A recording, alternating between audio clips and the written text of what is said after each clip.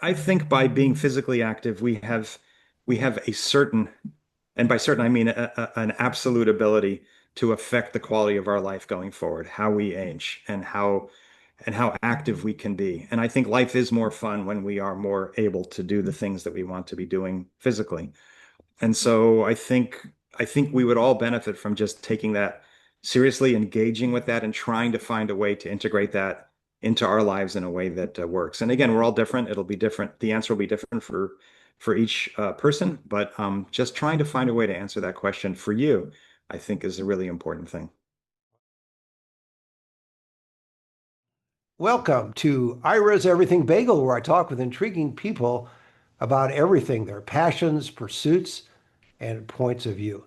Please like, share, and subscribe. It really helps the channel, and I appreciate it. What if midlife isn't the beginning of the slowdown, but the starting line? On this episode of Ira's Everything Bagel, I sit down with Jeffrey Weiss. He's a successful business executive, father of four, accomplished author, two-time Ironman and ultramarathoner, to talk about redefining what's possible as we age in his powerful new book, Racing Against Time, on Ironman, ultramarathons, and the quest for transformation in midlife. Jeffrey shares how a simple decision to run his first 10K at 48 sparked a decades-long journey that would take him to the finish lines of Ironman Arizona twice and through the grueling 72-mile Midnight Express ultramarathon, all between the ages of 57 and 61. This isn't just a story about enduring sports. It's about identity, discipline, reinvention, and the courage to refuse the narrative that says your best days are behind you. Jeffrey proves that transformation doesn't have an expiration date and that sometimes racing against time is exactly what teaches us how to live. Racing Against Time on Ironman, ultramarathons, and the quest for transformation in midlife is available on Amazon, Barnes& and Noble, bookshop.org, and all the usual places. And for everything about Jeffrey, go to jeffreyweissauthor.com, jeffreyweissauthor.com. Follow him on Facebook, Instagram, and LinkedIn. And Jeffrey, welcome to the show. Thank you so much for having me. I'm looking forward to our conversation. Yeah, absolutely. You have a quote in your book that I think gets to the nub of it. It really struck a nerve with me, which is you mentioned a great line by football coach Vince Lombardi. I just want to quote that. The good Lord gave you a body that can stand most anything. It's your mind you have to convince. I love that. I really do think there's a lot to it. I think it's a wonderful insight. How did you decide and why did you decide and when did you decide that you weren't going to sit around and eat Cheetos and watch TV, but actually get up and not just a marathon, ultra marathons, and all the various races that you've put yourself through at midlife? Why? What was the spark that caused you to realize, hey, wait a minute, I'm not that old, but I'm not that young. Why am I going to do this? I think for me, I'd probably trace it to my father had passed away when I was about 47. And I think for so many of us, we tend to think of fitness as something that we will get serious about later when we have more time. And it kind of hit me, I think, that later was now, that there really wasn't any more, that it would be dangerous to keep putting it off into the future. So decided to begin with that first 10K. Actually took a running class, and the 10K was the kind of the culmination of the class. Ran it, enjoyed it, and decided to kind of keep going and see where it might take me. And at first, just wanted to run the 10K distance a little bit faster, and then got pulled to try things that were a little bit more challenging. So it's not really the running that's the issue here. It's a metaphor for life, isn't it? Very much so. And I always used to love the expression long before I ever thought about running a marathon that it's a marathon and not a sprint. You hear people use that all the time in the business world, and I do think it is a great metaphor for life that if we really want to live our best life for as long as we can, I think getting serious about fitness whenever we start doing that is an important thing and really can make a huge difference. How important is nutrition in this decision of yours to run? In other words, you can't be eating, I mentioned Cheetos as a joke earlier, but how important is it to eat healthy food if you're going to get your body in shape? It's funny. I in some ways I thought at the beginning of them as two different things. In other words, I got serious about fitness long before I started to get serious about nutrition, to be honest with you. A few years in, I did start to actually take my nutrition much more seriously. I think it's important to do both, but I wouldn't let the one be the enemy of the other. I think some folks feel like it's not worth getting serious about going to the gym until they've sorted out their weight and how they eat and all of that stuff. And I think you don't want to put impediments in front of actually attending to the physical. And you can be fat and fit, for want of a better phrase, but it's one that I've seen used out there, and that's still much better than being, than lying around and not actually moving your body. So I think the two things are independently important, but of course, the idea would be to get serious about both. You have a long title. I want to give it again too. It's called Racing Against Time on Ironman Ultramarathons and the Quest for Transformation in Midlife. That's a mouthful. I'm It exhausted is. just saying it, let alone running. But you decided on that. What made you decide to write the book itself? Now you made these decisions in midlife and you accomplished a lot, and I think that's the important thing. And especially that quote we talked about in the beginning. And everybody, our listeners and viewers, excuse my voice, but it's pollen time, and my voice always goes this time of year, so please excuse it.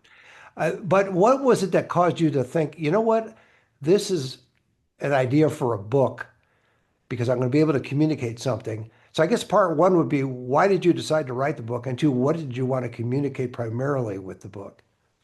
I think for me, a couple things. I mean, it's my third book, and my philosophy about writing books always has been to write a book that I wish someone else would have written before me, that I could have simply picked up and read.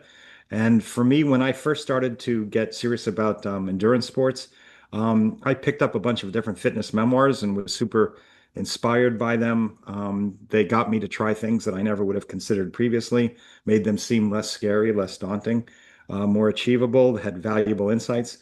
Books by people like Rich Roll, Dean Karnassus, and others really made a huge impact for me. And so, in some ways, I want to do the same thing for others who are thinking about, maybe taking some risks and doing some things that in the past they might have thought were beyond their capabilities. And so, once I was maybe 7, 8 years into this journey and could see that there was kind of an arc to the story, that it had, it began late, picked up momentum slowly, but then in the end was able to accomplish some things that I was super proud of. I felt like it was a story worth sharing because I do think it's so important in midlife to tackle these kinds of challenges, and wanted to help other people who might be approaching the same kind of decision. I think too that would you agree that your book is really more a metaphor for doing something that you don't think you can do rather than specifically running? Correct. And I don't consider myself an evangelist for marathons or ultras or Ironman. That those are activities that happen to work for me. Right. But I think anything that involves moving your body, that you will enjoy doing, it can be yoga, it can be swimming, it can be rowing.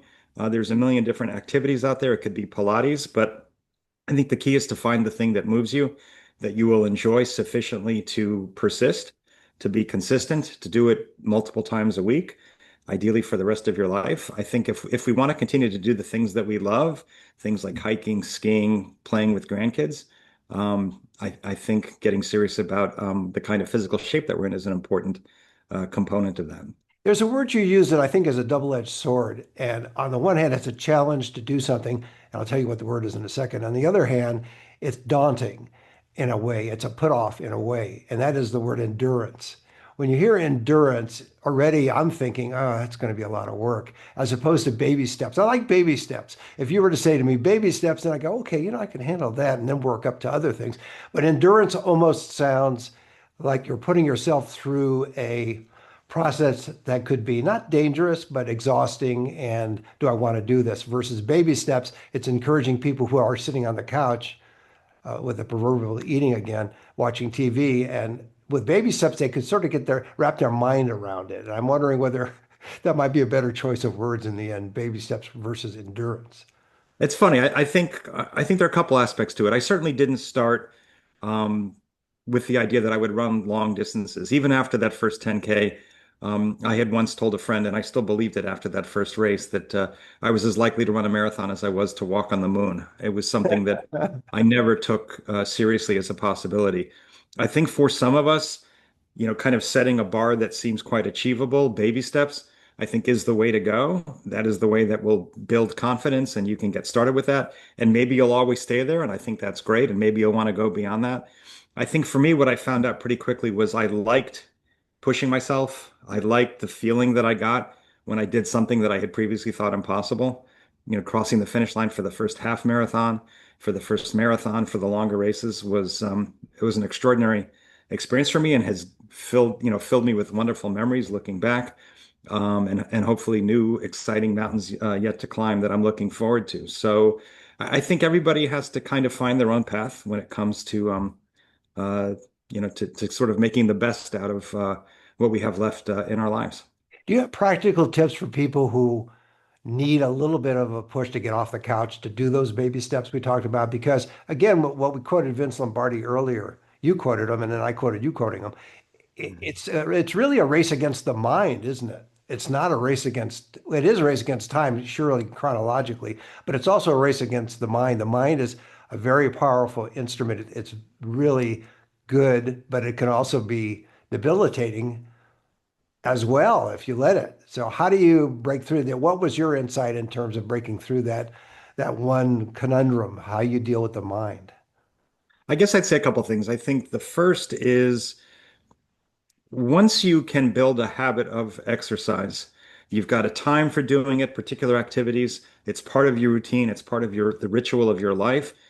There's really not a willpower component to it any longer. It will become something that you just do automatically, like brushing your teeth before going to bed. The challenging willpower phase is that first opening phase where maybe you haven't been exercising for years and you have to get off that real or proverbial couch and get started. And so I think I would tell people just know that this willpower phase is not going to last all that long, maybe a few weeks, maybe a month. And then, if you make the right choices and you are consistent, you'll break through. You'll be on the other side and it will actually start to seem natural. It'll feel much better and you'll start to get a lot of pleasure out of it. And then I think I read a book early on called Younger Next Year, and he talks about setting a goal of training 6 days a week, 45 minutes each time as kind of a baseline. And for me, I thought, you know what, I'm going to do exactly that. And for quite a while, that was all I ever did was just 6 days a week, 45 minutes a time. And then as I got into longer races, then I had to make some adjustments to that schedule. But I think that's a great target for folks to set. I also love the advice that they give in the area of personal finance, which is pay yourself first, which for me means work out first thing in the morning if you can manage it, because you own that first part of the morning typically.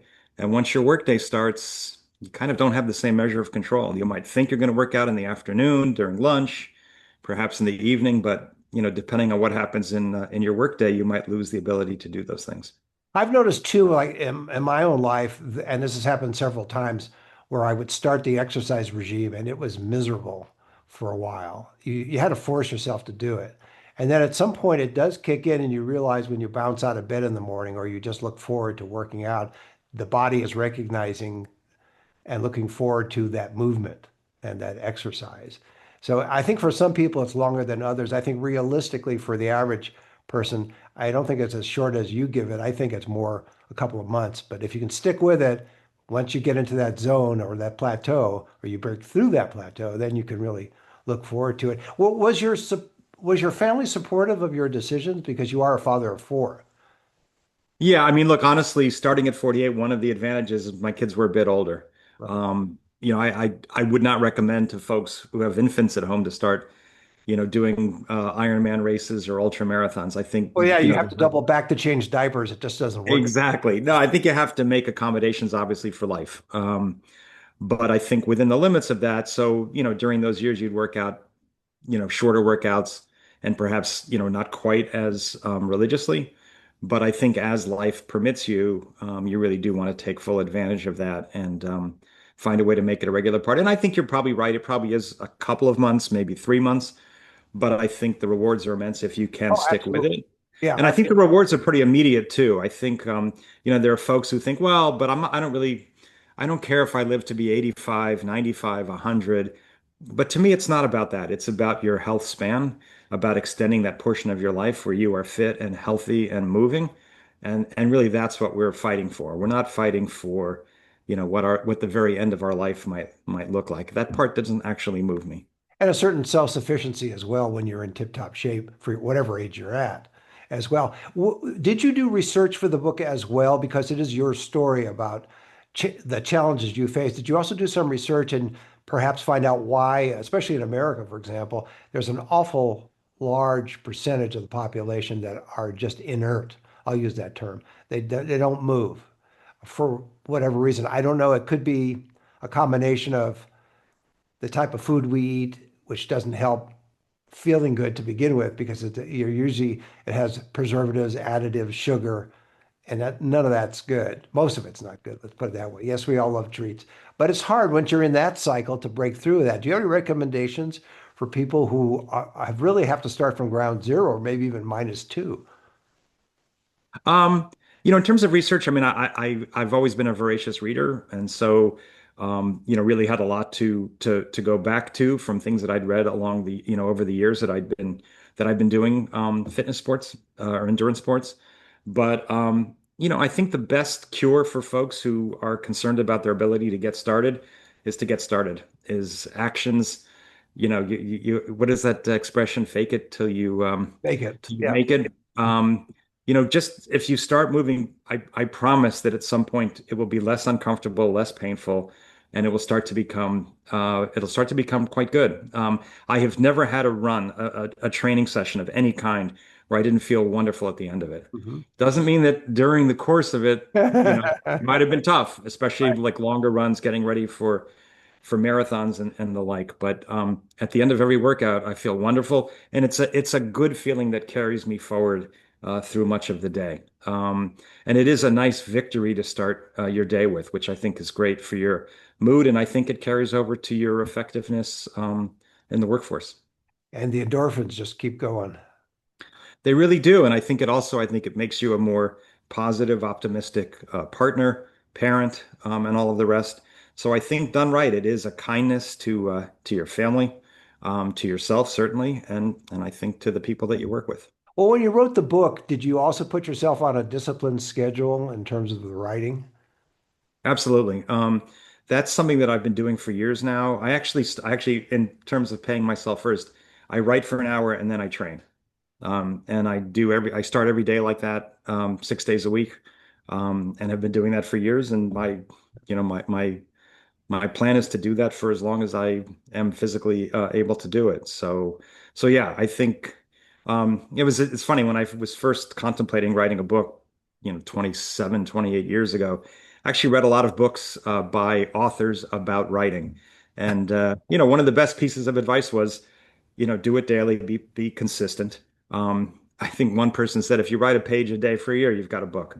Yeah, Um, true. it's a little more complicated than that, Well, you but have to edit and rewrite, of course, but correct. the And, basic and book if is it's there after a year. You're right. absolutely, and if it's nonfiction, you might have to do a bunch of research for it, but I think the basic idea is right. And when you first sit down to write that very first page, or the first chapter or two, it's intimidating. But as you start to make progress and you see, wow, I've got 2 chapters, 5 chapters, 8 chapters, over 100 pages, you start to really feel like, hey, I can make this happen. I can get it done, and that's exciting. Did you ever think of combining the two elements of writing and exercising so you just have your computer on the treadmill?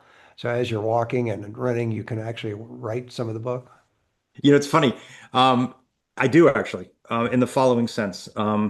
I always, of course, have my phone with me, and it is very often the case that I think either of a topic that I want to cover or a line, a sentence, a phrase, something. And so I pull out my phone and I dictate a voice memo, so that I don't lose it in the moment. And then when I get back, I transcribe it and then I have it. In fact, actually, it's funny. I think literally the last paragraph of Racing Against Time is one that I dictated to myself during a run, and in the end changed it almost not at all. So yeah, that's That's a good. thing. Have you conquered the phone as opposed to letting the phone conquer you? Everybody's tied to their phones these days, no matter what. You see some of these videos on YouTube where people are arrested and they don't care that they're being arrested. They want their phone with them, which doesn't happen. I mean, until they get to jail. But do you find that you can conquer technology by staying ahead of it and just focusing on your task of exercise and running versus always focused on the phone, thinking a thought and then dictating into the phone? I don't think I could make the claim that I've conquered my phone. I'm Okay. probably more or less like everybody else when it comes to the phone. Very dependent upon it. Probably give it too much mental space and too much of my time. But It is, But of it course, is it a does do convenient. great things for me. Yeah, it's a very convenient technology. What are you going to do? So, what was when you were doing these various marathons and the ultra marathon, was there a moment in that physical space that's when you had that insight that, this could be a book? In other words, you're running along, you're minding your own business. Well, you're not minding your own business, you're looking at the road. But is there some point along the way that you thought, bingo, you know what? I should write a book about this. Yeah, I think probably about maybe 7, 8 years into it. I'm, look, I'm a sucker for happy endings. And so even though I have had my failures and I write about them in the book, but overall, I feel like it's been a successful journey in the sense that I accomplished some really lofty goals that I had set for myself, in particular, the Ironman races and Right. that 72-mile ultra. And so once I saw those successes happening, I started to feel like actually this would be a good story. Not just I did a bunch of things and a bunch of things happened. Some of them were funny, some of them were serious, and here it all is. You figure it out. But really, there was an arc, there was a journey, there was a kind of there was something that made sense, and I thought others could enjoy learning about, hearing about, and perhaps learn some things from it.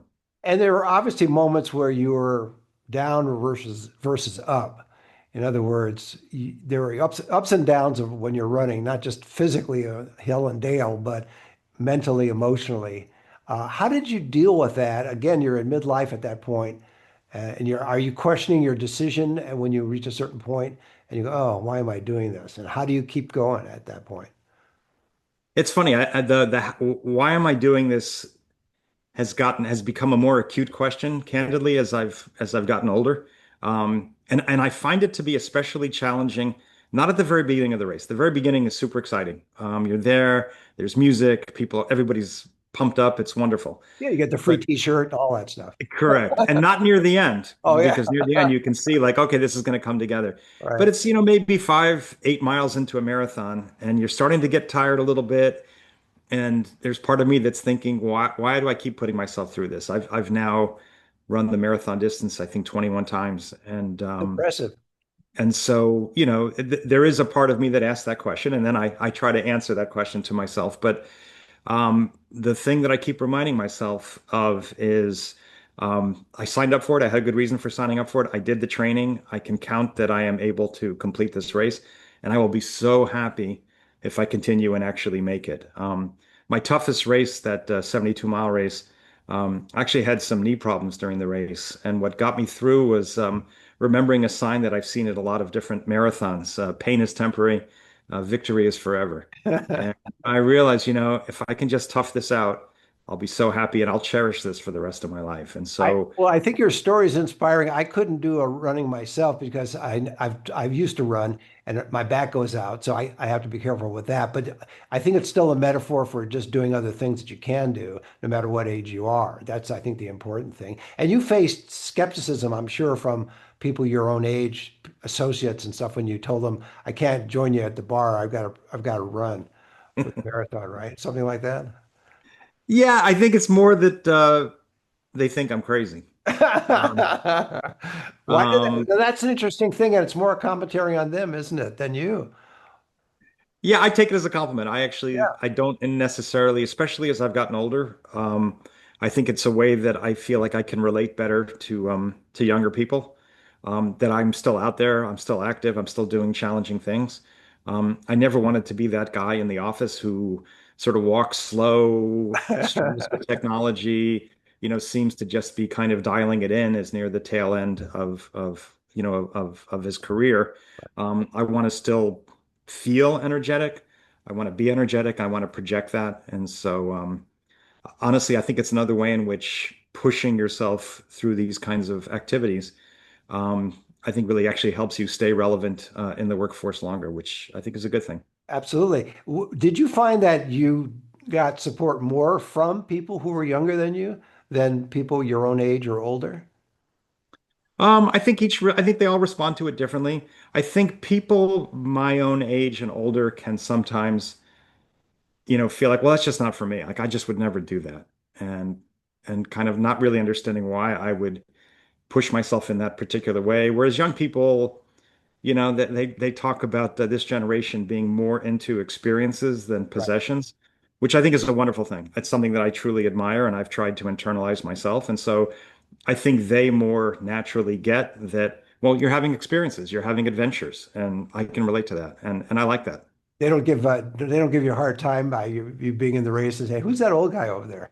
I mean, old guy relative because you're not old, but in other words, from their point of view, somebody in their 20s looking at you going, is he going to actually make this run?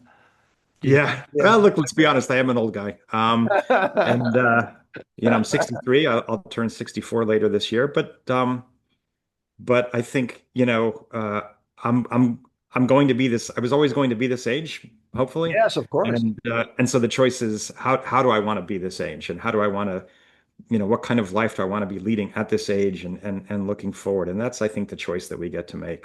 Well, I want Um, to take you one step further in terms of after your book and after all your experiences at your age now, are you already planning modifications of exercise? I'm going to put it that way, not exercise, but different goals. I guess I should put it that way. Are you looking at different goals to accomplish in the physical and activity area and the exercise area, as opposed to another marathon or another ultra marathon?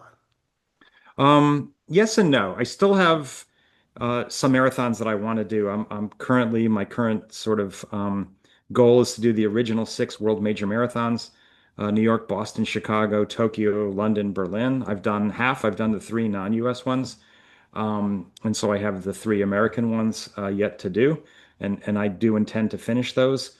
But I think I've reached the limits of trying to one up myself. You do a half marathon. I bet I could do a marathon. You do the marathon. I wonder if I could do an ultra marathon. Right. With triathlons, there's a similar kind of ladder to climb. And there's no more climbing, I think, for me. It's more an issue of looking to the sides. What else could I do that would be interesting, challenging, different? I ran a 50 miler within the last 2 years or so after the book was done, which was a wonderful, wonderful experience. It was a trail race through West Virginia in the mountains, and it was a very, very wonderful experience for me. So I think, more looking for just different experiences that still have that element of challenge and that still get me excited. Yeah, good for you. Well, before I let you go, what do you want readers to take from your book? I mean, there's a lot of different things they can take, obviously, but from your point of view, what's the one essential thing you'd like someone to take from reading your book? I think by being physically active, we have a certain, and by certain I mean an absolute ability to affect the quality of our life going forward, how we age and how active we can be. And I think life is more fun when we are more able to do the things that we want to be doing physically. And so I think we would all benefit from just taking that seriously, engaging with that, and trying to find a way to integrate that into our lives in a way that works. And again, we're all different. It'll be different. The answer will be different for each person, but just trying to find a way to answer that question for you, I think, is a really important thing. Well, that's a great way to leave it. My guest has been Jeffrey Weiss. He's author of Racing Against Time on Ironman, Ultramarathons, and the Quest for Transformation in Midlife. It's available on Amazon, Barnes and Noble, Bookshop.org, and all the usual places. And for everything about Jeffrey, go to jeffreyweissauthor.com, jeffreyweissauthor.com, and you can follow him on Facebook, Instagram, and LinkedIn. And Jeffrey, thanks for being on the show. Thanks so much for having me. I really enjoyed it. Enjoyed it as well. And join us every Thursday for a new schmear on Ira's Everything Bagel.